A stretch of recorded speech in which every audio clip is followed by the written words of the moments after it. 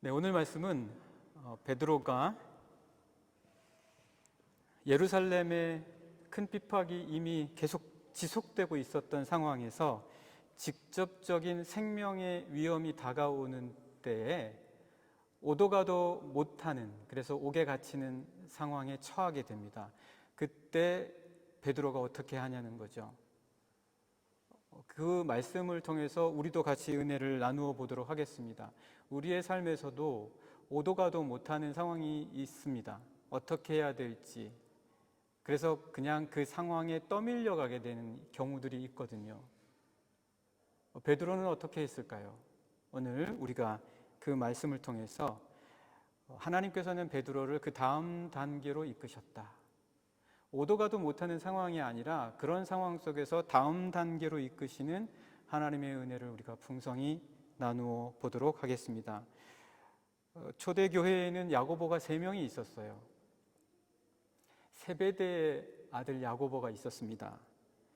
세베대의 아들 야고보는 요한의 형제였었고, 오늘 말씀에 나오는 1절에서 순교한 바로 그 야고보입니다.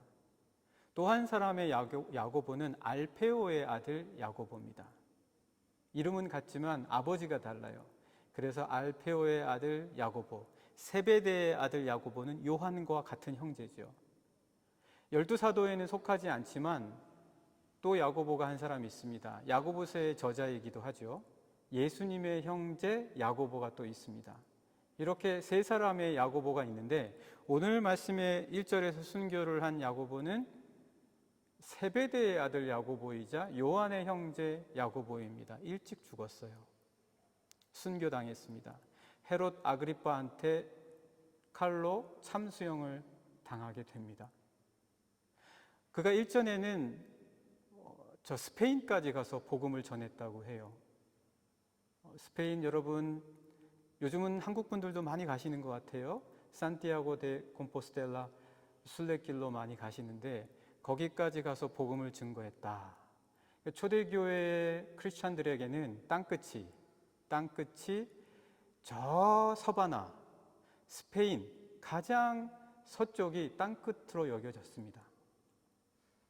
그래서 바로 그 땅끝까지 복음을 전했던 사람이 여기 오늘 순교한 야고보다라고 이렇게 일컬어지는데, 그가 순교를 한 곳은 예루살렘이었지만 나중에 그의 시신이 스페인에서 발견이 됐다라고 합니다. 그러니까 어느 순간 어떤 순례자들이나 누군가에 의해서 그 시신이 옮겨진 거지요.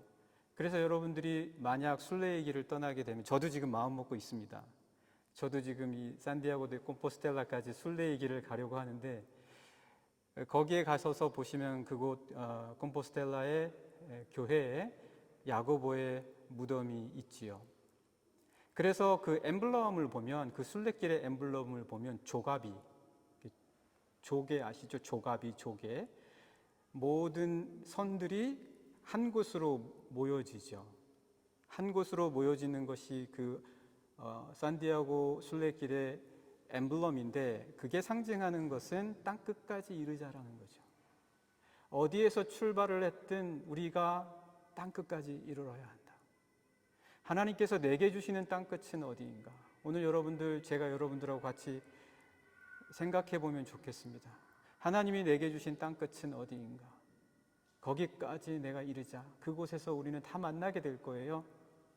복음에 대한 뜨거운 열정과 또 우리의 형제 자매를 사랑하는 마음을 품고 계신 모든 분들은 떨어져 있지만 어느 순간인가는 그 땅끝에 이르러서 우리가 다 같이 만나서 주의 말씀과 복음 때문에 서로 기뻐하고 축제의 예배를 드리는 바로 그 현장 속에 우리는 다 같이 있을 것입니다. 바로 그러한 것이 이 산디아고 순례길의 엠블럼에 깃들려 있습니다. 바로 그런 야고보 사도가 오늘 죽음을 당합니다. 그것이 이제 1절에 나와 있죠. 한번 저희도 같이 말씀 보실까요? 1절부터 6절까지 한번 보시겠습니다. 여러분과 제가 같이 읽어보겠습니다. 그때에 헤롯 왕이 손을 들어 교회 중에서 몇 사람을 해하려 하여, 그러니까 야고보만 죽이려고 한 게 아니고요, 이제 계획적인 거예요. 계획을 잡고 몇 사람을 기본적으로 손을 보면 이 기독교인들이 뭔가 좀 눌려서 자신들의 어떤 뜨거운 열망과 신앙 같은 것들이 좀 약해지겠지라고 생각을 했었습니다. 그래서 2절도 말씀 계속해서 보시면 요한의 형제 야고보를 칼로 죽이니, 제가 말씀드렸죠. 이제 3절 말씀 보시겠습니다. 유대인들이 이 일을 기뻐하는 것을 보고 베드로도 잡으려 할세 때는 무교절 기간이라. 왜냐하면 여러분들이 복음서를 읽어보시면 특별히 굉장히 액티브한 제자들이 있었어요. 그 중에 대표적인 사람이 요한, 야고보, 베드로였어요. 기본적으로 그런 액티브하고 뭔가 영향력을 많이 펼치는 사람은 시험도 많아요. 기본적으로 헤롯 아그리빠가 그런 자들에게 시험을 주려고 먼저 본보기로 야고보를 칼로 죽이는 거죠. 그런데 3절에 여러분들과 제가 읽은 것처럼 유대인들이 이 일을 보고 기뻐하는 거예요. 누군가가 아픔을 당하고 누군가가 고통을 당하는데 굉장히 기뻐하는 거예요. 만약 제가 아파하는데 세상이 너무 좋아한다. 그럼 어떻게 되겠어요? 제가 어떤 공동체에서 제가 고통스러워하는데 제가 고통당하는 걸 보고 사람들이 되게 잘 됐다라고 생각한다. 누구도 동정과 연민을 느끼지 않아준다. 그러면 세상이 두려워지는 거죠. 세상에 나가지를 못해요. 세상이 다 나를 미워하는 마음, 세상이 다 나를 적대적으로 한다.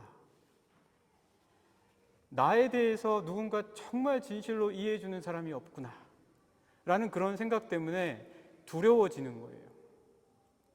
두려워지고 무서워집니다. 이 두려움과 무서움은 어디서 오는지 몰라요.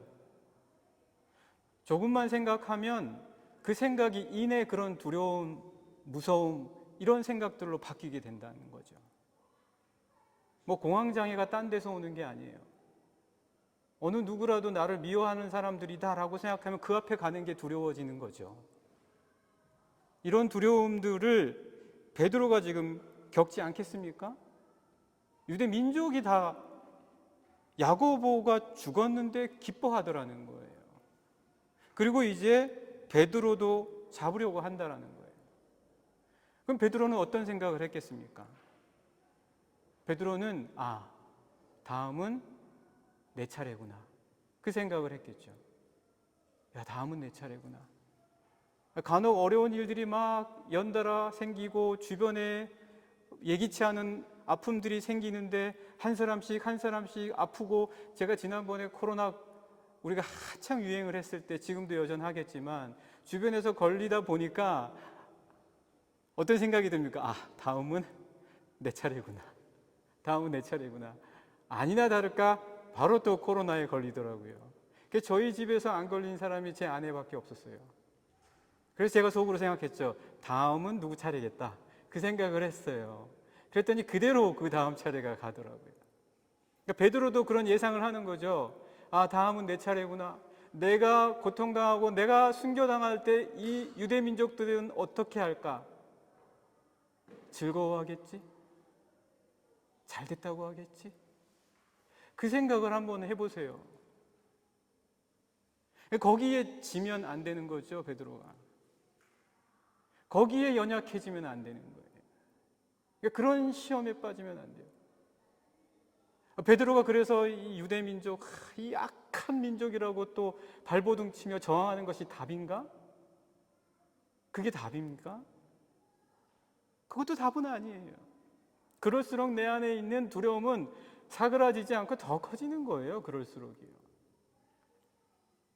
4절의 말씀 계속해서 보시겠습니다. 잡음에, 드디어 잡았어요. 헤롯이 드디어 잡았어요. 베드로를. 잡음에 옥에 가두어. 얼마나 철저하게 가두는지 한번 보세요. 군인 내식인 네페에게 맡겨 지키고. 철저하게. 철저한 핍박이죠. 어디 숨 돌릴 틈도 없이 계속해서 밀려오는 시험의 파고가 있다면 누가 살아남겠어요? 이것 하나 좀 해결이 되는가 싶었더니 또 다른 문제와 걱정거리가 나에게 내 믿음을 시험하고 또 이게 해결됐는가 싶었던데 해결이 안 되고 똑같은 문제에서 또 여전히 나에게 아픔을 주고 시험을 준다. 군인 내식인 내패에게 맡겨 지키고 6월절 후에 백성 앞에 끌어내고자 하더라. 이제 정해진 거예요. 헤롯 아그리빠가 완전히 결심을 하고 다음은 너 차례야 라고 시그널을 엄청 준 거죠. 그럼 베드로는 당연히 이제 다음은 내 차례다. 반응이 어떨까요? 자포자기했을 수도 있죠. 군인이 내식인 내패에게 맡겨 지키죠. 헤롯이 그곳을 통치하는 왕인데 이제 모든 거를 다 내가 결심했어 라는 그런 신호를 계속 주고 있죠. 실제로 야고보 죽었죠. 그러면은 베드로는 자포자기할 수 있죠. 이 상황을 어떻게 해결하고 타개할 수 있는 방법이 없잖아요. 오도 가도 못하잖아요. 그냥 자포자기. 오늘 우리들의 삶 속에서도 이런 상황에서 그러면 우리도 자포자기해야 된다는 겁니까? 5절 말씀 한번 함께 보시죠. 5절. 이에 베드로는 옥에 갇혔고 교회는 그를 위하여 간절히 하나님께 기도하더라. 그래도 그나마 위안이 되는 게 교회는 함께 모여서 그를 위해서 간절히 기도해 줬다고 하는데 교회가 같이 옥에 갇힌 건 아니잖아요. 그들은 바깥에 요한의 마가 다락방에서 따로 있고 그리고 베드로는 옥에 갇힌 채 홀로 군인들 틈에서 이제 죽을 날만 기다리고 있단 말이죠. 너무나 그 기도조차도 멀게 느껴질 수도 있는 상황이라는 거예요. 우리 계속해서 우리 중보기도 합시다. 우리 청년부를 위해서 같이 기도해 줍시다. 청장년부를 위해서 기도해 줍시다. 사실요, 멀게 느껴질 수 있어요. 그렇게 기도하는데 이게 무슨 소용이 있을까? 어제도 저희들 같이 함께 줌으로 모여서 우리 섬김이 분들, 우리 청장년 한 분 한 분들 이름 다 부르면서 기도했어요. 청년부 분들 한 분 한 분 이름 다 부르면서 같이 기도했어요. 매달 저희 그렇게 하거든요. 근데 정말 그럴 수 있어요. 이렇게 기도하는데 멀게 느껴질 수도 있어요. 자, 그렇다고 하면 그러면 기도에는 능력이 없는 것인가? 이거 괜한 헛일을 하고 있는 것인가? 그런데 오늘 한번 보세요. 이런 상황에서 베드로는 그럼 어떤 반응을 보이고 있는가? 6절입니다. 헤롯이 잡아내려고 하는 그 전날 밤, 얼마나 급박한 시간이에요. 바로 그 전날 밤이란 말이에요. 굉장히 급박한 시간인 거예요. 이건 어떻게 보면은요. 이제 밤만 새면 이제 결전의 날이 온 거예요. 이쯤 되면 모든 게 다 정해졌으니까 더 이상 할 수 있는 건 없다라고 생각할지도 몰라요. 여러분들도 어떤 일에 있어서 정말 중요한 건데 내가 할 수 있는 건 없어. 이제 바로 몇 시간만 지나면 다 결정될 텐데 내가 더 이상 할 게 뭐가 있겠어 라고 생각할지도 모르겠습니다. 바로 그 순간에 변화가 일어날 수 있단 말이에요. 바로 그 순간이 가장 중요한 순간이 될 수 있다는 얘기예요. 바로 그때 역사가 일어날 수 있다는 얘기예요. 바로 그 전날 밤에 베드로가 두 군인 틈에서 두 쇠사슬에 매여 꼼짝 못해요. 그렇지만 그 전날 밤에 쇠사슬에 매여 있는 그 상황에서 일이 일어난다는 거예요. 베드로가 어떻게 했습니까? 매여 누워 자는데 파수꾼들이 문 밖에서도 옥을 지켰다. 꽁꽁 지키는 거예요. 어떤 소망이 있습니까? 어떤 계획을 세울 수 있겠어요? 오도 가도 못하고 어떤 계획도 세울 수 없는 이런 상황 속에서 그러면은 지금 베드로는 잠자고 있는 거예요. 잠이 옵니까? 잠이 오냐 말이죠. 여기서 자는 거는 그러면 자포자기한 건가요? 그게 아니다. 제가 읽는 저의 리딩에 있어서는 그게 아니라는 거예요. 이런 상황 속에서 잔다라고 하는 거는요, 정말 하나님의 뜻을 분명히 신뢰하지 않고서는 있을 수 없는 그러한 모습으로 저의 리딩 속에는 다가오는 거예요. 여러분 잘 아시겠지만 다니엘서에 보면 다니엘의 사자굴 속에 들어가잖아요. 다니엘이 사자굴 속에 들어갈지라도 담대하게 들어가는 이유가 뭡니까? 바로 이 베드로가 그와 같은 상황 속에 있는 거예요. 그런 상황 속에서도 잔다라고 하는 거는, 이거는 하나님의 뜻을 믿고 신뢰한다라는 다른 표현이다라는 거죠. 다니엘서의 3장 15절과 18절 그리고 25절의 말씀에서도 보시면 극렬한 풀무불 속에서 다니엘의 세 친구 사드락, 메삭, 아벳느고가 그 풀무불 속에 빠질지라도 나는 내 하나님을 믿겠다라고 하며 들어갑니다. 느부갓네살 왕은 그것이 너무나 분해서 불의 세기를 7배나 하죠. 그런데 가만히 그 불 속을 쳐다보니 분명히 3사람을 넣었는데 4사람이 보인다. 바로 이와 같은 거라는 거예요. 지금 베드로가 감옥에 갇혀서 오도 가도 못하는 상황 속에서 군인들 틈에서 쇠사슬에 매여서 있는데 잔다. 그거는 하나님과 함께 거하고 있다라는 거예요. 사랑하는 영락의 성도 여러분, 오늘 이 말씀을 끝까지 보시면 아시겠지만 바로 이러한 베드로의 영적인 상황 속에서 하나님께서는 베드로를 다음 단계로 이끌어 가십니다. 베드로가 어떠했기 때문에 그렇게 되어졌습니까? 하나님의 뜻을 인정한 거예요. 하나님의 뜻을 인정한 거예요. 이런 상황 속에서 내가 지금 오도 가도 못하는 계획 속에 있지만 헤롯의 계획을 인정한 게 아니라 하나님의 뜻을 인정하는 것이다. 여러분의 삶 속에서 만약 오늘 이 1절에서부터 6절까지 이르는 상황 속에 빠진다 할 때, 세상의 기대가 있고 세상의 계획 속에 빠진다 할 때 하나님의 뜻을 오히려 인정하고 발견해서 찾을 수 있고 그것을 의지한다면 바로 그런 쇠사슬 군인들 틈 사이에서도 잠잘 수 있는 하나님께서 그 사랑하시는 자에게 잠을 주신다. 잠은요, 대대로 그냥 누워서 자는 육체적인 잠이 의미의 전부가 아닙니다. 평강입니다. 평안이에요. 외적인 핍박이 없는 평안이 아니라 하나님이 나와 함께 하신다라고 하는 평안. 그게 있어야 우리가 다음 단계로 가는 거예요. 안 그러면 이 세상의 계획에 휘말리는 거죠. 그 계획 때문에 벌벌 두려워 떨어요. 그들이 기대하는 대로 되는 거예요. 헤롯이 기대하는 대로 되는 거예요. 다음 단계로 가기 위하여 하나님의 뜻을 내 삶에서 인정하고 찾는 것, 우리 이와 같은 영락의 모든 성도님들 되시기를 간절히 축복합니다. 그렇다면 또 다음 단계로 하나님은 베드로를 어떤 상황 속에서 그 다음 단계로 또 이끄셨는가? 제가 몇 해 전에 그 스위스 취리 그 융, 여러분 잘 아시죠? 융, 그 꿈에 대한 그 해석으로 좀 유명한 사람이죠. 그 스위스 취리히에 가면 융 연구소가 있습니다. 거기에서 하는 수업을 몇 강의를 들은 적이 있어요.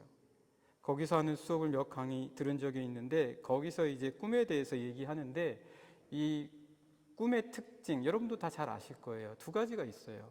첫 번째는 뭐냐면 현실적으로 내가 꾼 꿈은 그 물리적인 시간은 몇 초가 안 돼요. 한 30초에서 40초 아니면 1분 정도. 그런데 내가 실제로 꿈꾸면서 느끼는 시간은 하루 이틀이 될 수도 있다는 거예요. 그렇게 차이가 나요. 나는 불과 몇십 초만 꿈을 꾼 건데 내 꿈속에서는 벌어지는 일이 하루 이틀이나 되어진다는 거예요. 그런 꿈의 특성이 있다. 또 꿈의 특성은 뭐냐면 일어나면 까먹어요. 일어나면 그 순간 잠깐 내가 꾼 꿈이 조금 기억났다가 나중에 잊어버려지는 거예요. 기억이 안 나는 거예요. 어렴풋하게 생각이 나는 것뿐이에요. 그래서 느부갓네살 왕도 그렇고 자기들이 꾼 꿈에 대해서 기억을 못 하잖아요. 자, 그래서 이런 꿈의 특성이 있다라는 이야기를 제가 그때 들었었는데 오늘 말씀도 한번 보세요. 그것이 오늘 지금 베드로에게 꿈인지 생시인지 이런 일들이 벌어져요. 그러면 이게 정말 꿈이냐 생시냐, 나중에 생시라는 것이 밝혀지기는 하지만 한번 여러분 말씀을 보시죠. 7절부터 12절까지 말씀 한번 보시겠습니다. 7절 같이 읽죠. 7절 호련히 주의 사자가 나타나매 옥중에 광채가 빛나며 또 베드로의 옆구리를 쳐 깨워 이르되 급히 일어나라 하니 쇠사슬이 그 손에서 벗어지더라. 이게 지금 엄청난 일이 벌어지는데 지금 베드로는 어떤 마음일까요? 제가 보기에는 이 베드로가 아직 지금 꿈꾸는 줄 알고 있는 것 같아요. 계속 말씀 보실까요? 8절입니다. 천사가 이르되 띠를 띠고 신을 신으라 하거늘 베드로가 그대로 하니 천사가 또 이르되 겉옷을 입고 따라오라 한대. 참 아니 급한데 천사도 뭐 띠 띠고 신을 신으라고 하고 겉옷까지 입으라고 하고 지금 이거 아주 급한 상황 아니에요? 그런데 이렇게 지금 하나하나씩 다 가르쳐주고 있다는 거죠. 왜 이렇게 구체적으로 하나씩 다 가르쳐주냐는 거죠. 9절 베드로가 나와서 따라갈새 천사가 하는 것이 생시인 줄 알지 못하고 환상을 보는가 하니라. 아직 모르는 거예요. 이게 지금 꿈이다, 환상이다 이런 생각을 하고 있는 거예요. 자, 10절 말씀 보실까요? 이에 첫째와 둘째 파수를 지나 시내로 통한 세문에 이르니 문이 저절로 열리는지라. 나와서 한 거리를 지나매 천사가 곧 떠나더라. 야, 이거 한번 보세요. 이게 지금 파수를 지나는 것도 너무나 구체적으로 얘기해 주고 있어요. 첫째를 지났고 그리고 둘째 파수도 지났어. 이렇게까지 얘기를 해주는 거예요. 뭐 이렇게까지 해줄 필요가 있습니까? 꿈이 아니라는 거예요. 꿈이 아니라는 거예요. 제가 꿈의 특성 말씀드렸죠. 꿈은 깨면 얼마 지나면 가물가물해진다는 거죠. 근데 여기 왜 이렇게 겉옷을 입어라, 첫째와 둘째 파수를 지났다, 띠를 떼라, 신을 신어라, 왜 이렇게 구체적으로 얘기해주고 있냐? 이거는 꿈이나 환상을 통해서 자신이 어렴풋이 본 것이 아니라 너무나 생시에 리얼하게 하나하나씩 주 성령의 천사가 함께 하시고 보여주시고 일어나게 하신 실제의 일이라는 거예요. 그래서 계속해서 말씀 보시면 첫째와 둘째 파수를 지나 시내로 통한 쇠문, 그러니까 어디로 통한 문이고 그 문이 쇠문이라는 것까지 너무나 분명하게 알고 있고 보여준다라는 거죠. 그러면서 뭐라고 얘기합니까? 그 문이 저절로 열렸다. 그리고 나서 거기서 나왔더니 한 거리를 지나며 천사가 떠났다. 실제다. 하나님께서 그를 실제적으로 도우셨다. 그러니 11절의 말씀을 보시죠. 이에 베드로가 정신이 들어 이르되 내가 이제야 참으로 주께서 그의 천사를 보내어 나를 헤롯의 손과 유대 백성의 모든 기대에서 벗어나게 하신 줄 알겠노라 하여. 사랑하는 영락의 성도 여러분, 우리가 생각하는 믿음이 실제가 돼야 됩니다. 우리가 기도하는 바가 내 실제가 돼야 돼요. 매일 큐티 노트에만 있어 남게 되는, 내 기도 책에만 남게 되는 것이 아니라 내 삶에서의 실제가 돼야 된다는 거예요. 그때 세상의 기대에서 하나님께서는 나를 벗어나게 하시고 다음 단계로 나를 이끄신다. 매일 내 생각에만 머무는 믿음이 아니라 이 머리에 있던 믿음이 바깥으로 나와 내 손과 발의 행동과 그리고 실제의 삶으로 나타나야 된다. 첫째와 둘째 파수를 지나고 세문을 지나자 천사가 곧 떠났다와 같은, 신을 신고 띠를 띠고 겉옷을 입으라고 할 때마다 성령이 나에게 말씀하시는 것이 실제적으로 느껴지고 이루어질 때, 그때 내 삶이 한 단계 더 나아갈 수 있다라는 거예요. 늘 벗어나지 못할 때가 있어요.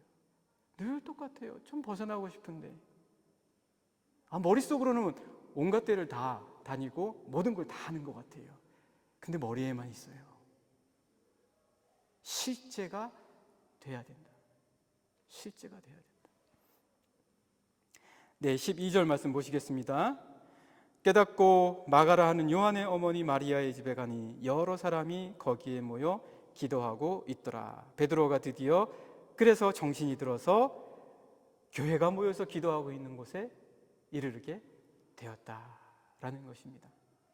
사랑하는 영락의 성도 여러분, 오늘 우리 여러분의 모든 삶 속에서도 여러분의 기도하는 바와 믿음에 생각하는 모든 바들이 여러분의 삶에 실제로 나타날 수 있도록 여러분이 항상 믿음의 경주를 달리시는 분들이 되시기를 간절히 축복합니다. 창세기 17장 18절 말씀을 보면은요, 아브라함이 하나님께서 너에게 아들을 주겠다라고 했는데 안 믿어요. 안 믿는 거예요.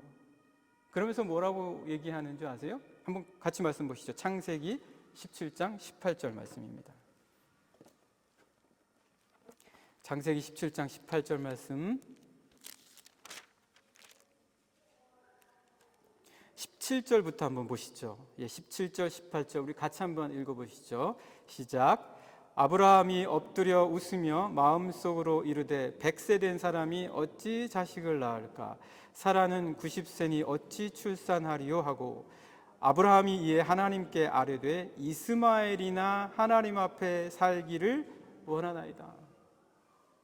하나님께서 말씀하신 게 자기의 삶의 실제 같이 느껴지지 않는 거예요. 하나님께서 나에게 기도 제목으로 주신 것들이 실제 같이 느껴지지 않아요. 될 것 같지 않아요. 그냥 기도의 제목으로 피상적으로만 남는 거예요. 한마디 하는 것처럼.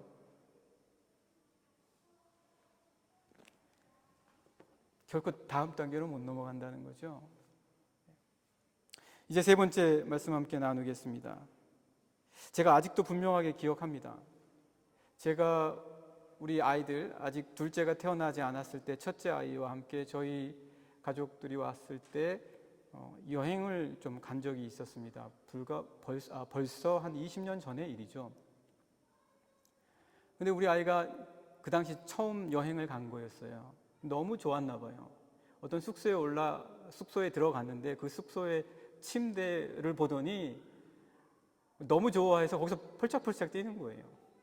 펄짝펄짝 뛰다가 제가 못 보는 사이에 이 강도가 세졌는지 뛰다가 그만 너무 세서 그 바닥에 떨어졌는데 그 바닥이 카페트도 없는 아주 그냥 세면 바닥이었던 거예요. 거기에 그대로 이마를 박았어요. 그때 그대로 이마를 박는 순간 제가 깜짝 놀라서 아이를 잡았는데 혹이 엄청 났죠. 그때 그 순간이 저에게는 굉장히 크게 다가왔어요. 왜냐하면 여기 상처가 제가 있는데 제가 어렸을 때 여기 마룻바닥에서 먼 산을 보다가 한 걸음 한 걸음 걷다가 떨어져서 그대로 박아서 여기를 거의 한 12번을 꿰맸습니다. 그때 생각이 나는 거예요. 그러면서 그때 제가 굉장히 어렸을 때인데 저의 나이가 한 5살, 4살 됐을 때인데 그때 생각이 너무나 생생하게 나는 거예요. 그러면서 우리 아이가 얼마나 아플까라는 것이 그대로 느껴지는 거죠. 그러니까 우리가 고통당하고 우리가 정말 이 세상 속에서 살아가는데 믿음의 삶을 지키는 것이 어려울 때 주님은 다 아시는 거죠. 주님은 다 아셔서 우리 감싸 안고 우리를 품어주시면서 같이 아파하시죠. 왜요? 주님이 다 아시니까, 다 경험하셨으니까. 저도 그게 너무너무 생생하게 나는 거예요, 기억이. 그런데 달라스 윌라드라는 분이 이렇게 이야기를 해요. 그분이 무슨 얘기를 하시냐면 자신이 케네디 대통령이 암살을 당할 때 그때가 굉장히 오래전 일인데도 불구하고 무슨 일을 자기가 하고 있었고 어떤 옷을 입고 있었고 무엇을 하고 있었으며 어느 방향을 바라보고 있었는지까지도 생각이 생생하게 난대요. 그때 그는 위스콘신 대학에서 친구들하고 농구하다가 농구 마치고 나와서 농구 코트 바깥쪽으로 출입구를 향하면서 같이 걸어가고 있었고 그 순간 그 이야기를 들었는데 그때 날씨와 환경이 하나같이 다 생각이 난다는 거예요. 왜요? 꿈이 아니니까요. 꿈이 아니고 내 삶의 변화를 일으킨 충격적인 사건이었기 때문에 하나하나 모든 것이 다 실제로 지금 이 순간에도 그때만 생각하면 살이 돋는다, 소름이 끼친다 라든지 아니면 기쁨에 겨운다 라는 것들이 하나하나처럼 다 내 안에서 살아난다는 거예요. 생시가 된다는 거예요. 오늘 말씀을 잠깐 보시겠습니다. 13절에서 17절 말씀 같이 보시죠. 같이 읽겠습니다. 시작. 베드로가 대문을 두드린데 로데라 하는 여자아이가 영접하러 나왔다가 14절 베드로의 음성인 줄 알고 기뻐하여 문을 미처 열지 못하고 달려들어가 말하되 베드로가 대문 밖에 섰나이다 하니, 이게 기도하는 사람들의 모습이라는 거죠. 그 음성을 아직 얼굴도 보지 못했는데도 불구하고 자신들에 대한 기도의 응답이 온 거예요. 그러니까 소름이 끼칠 정도로 하나님께서 역사하시는구나, 실제적으로 자기 삶에서 나타나고 살아 역사하는 것이 느껴지는 거예요. 그래서 문도 미처 못 열고 나가서 베드로가 돌아왔습니다. 베드로가 돌아왔습니다. 그런데 15절 말씀 한번 그 집 안에 있던 사람들의 모습을 한번 볼까요? 15절입니다. 그들이 말하되 내가 미쳤다 하나 여자아이는 힘써 말하되 참말이라 하니 그들이 말하되 그러면 그의 천사라 하더라. 실제가 돼야 합니다. 하나님의 말씀 한 구절 한 구절 읽을 때마다 그 말씀이 내 삶의 실제가 될 때, 이 로데라 하는 여자아이가 음성만 듣고도 감사와 기쁨이 넘쳐나는 것처럼 우리의 삶의 변화가 있다. 다음 단계로 간다는 거예요.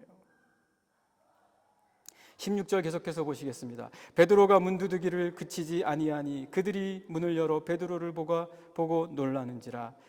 계속 놀라는 거예요. 계속 아니 어떻게 이런 일이 있지 하고 계속 놀라는 거예요. 17절 베드로가 그들에게 손짓하여 조용하게 하고 주께서 자기를 이끌어 옥에서 나오게 하던 일을 말하고 또 야고보와 형제들에게 이 말을 전하라 하고 떠나 어디죠? 다른 곳으로 가니라. 다른 곳, 베드로가 나중에 어디에서 나타났죠? 로마에서 나타나게 됩니다. 하나님께서 다음 단계로 이끄신 거예요. 다음 단계로 이끄셨다.